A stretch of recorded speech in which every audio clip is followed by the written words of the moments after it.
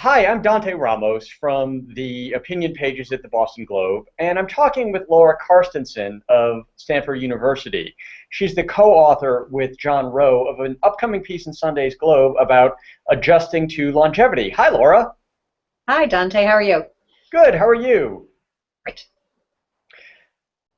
So one striking assertion in your piece is that age doesn't actually tell us much about a person.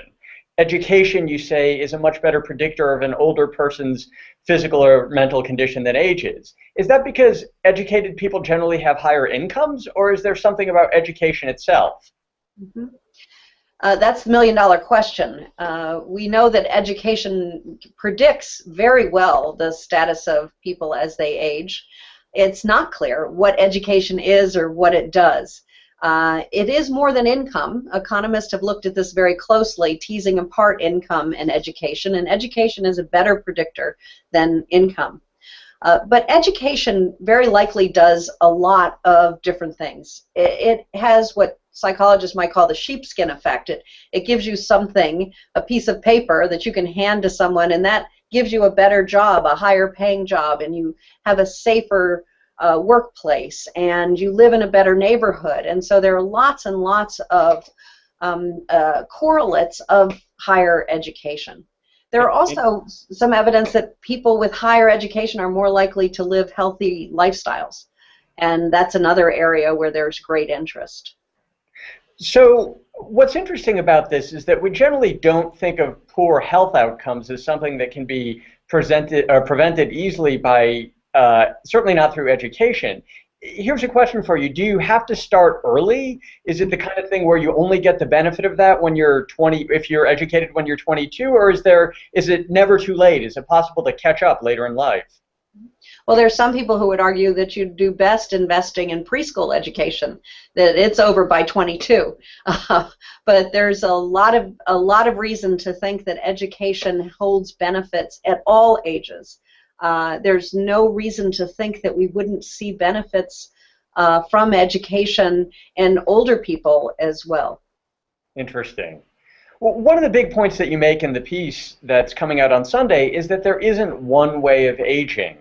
There are some older Americans who are better off financially than younger Americans, and others are in really desperate condition. And then there's a whole spectrum of people in between. But why is it, do you think, that the political discussion, or at least our public discussion, tends to focus on both of the extremes rather than this vast, probably the vast majority of people who end up in the middle? Well, maybe they're modeling Washington, D.C. I'm not sure. But actually, I think it really does stem from the perspective of the group. That is, if there are a lot of older people who are living in dire straits, they have very little income, they're barely making it, and so advocates for those particular people will describe the elderly as very needy.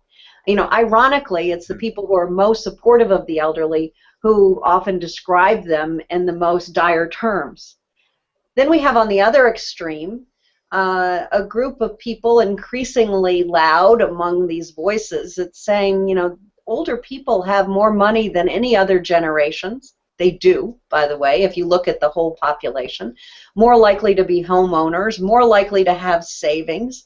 They're doing really well. So they're really just taking stuff from these young folks who need more resources. And for a certain group of people, that evidence is also available. Older people are more likely, as I say, to have more resources. Of course, they've had more years to gain them. Right. So there are people who are doing well, and there are people who aren't.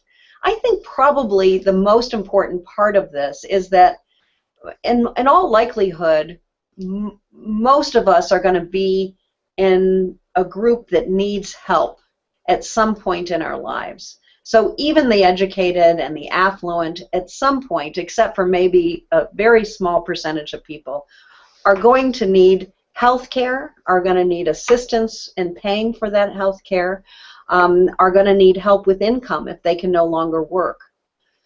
One of the points that you also make is that it's desirable or beneficial to everybody if people stay engaged in working life or in volunteer life, but definitely working life longer than they do now. During the recession, especially, we saw a lot of coverage about people who weren't even 60 yet, maybe people who were 55 or 58, 59, who were laid off from jobs and had this feeling that they were never going to work again. Is there any particular advice that you have for people who might find themselves in that situation? Mm-hmm. That's a really tough situation, regardless of age, right? When people are out of work and finding it difficult to secure the kinds of resources that all of us need in daily life.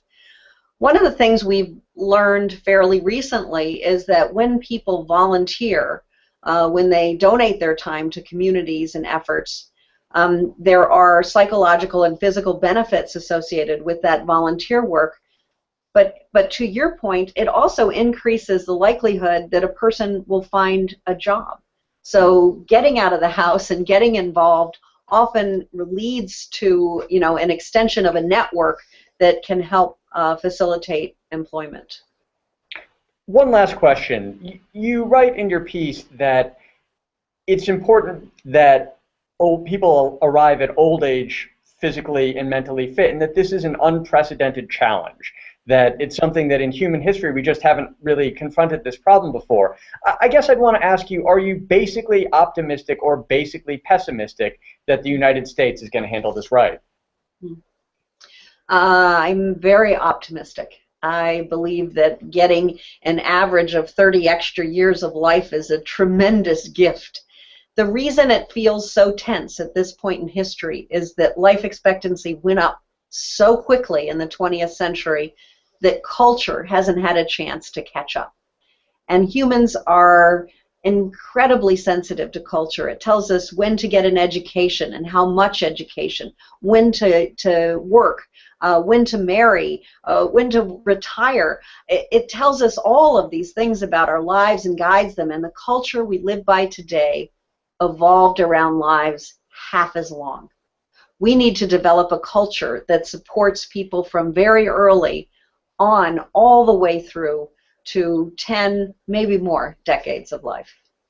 Well, Laura, that's terrific. Thank you so much for joining us. I'm Dante Ramos from The Globe. We've been speaking with Laura Carstensen of Stanford University. Please check out her op-ed piece, which appears in Sunday's Globe. Thanks so much, Laura. Thanks, Dante.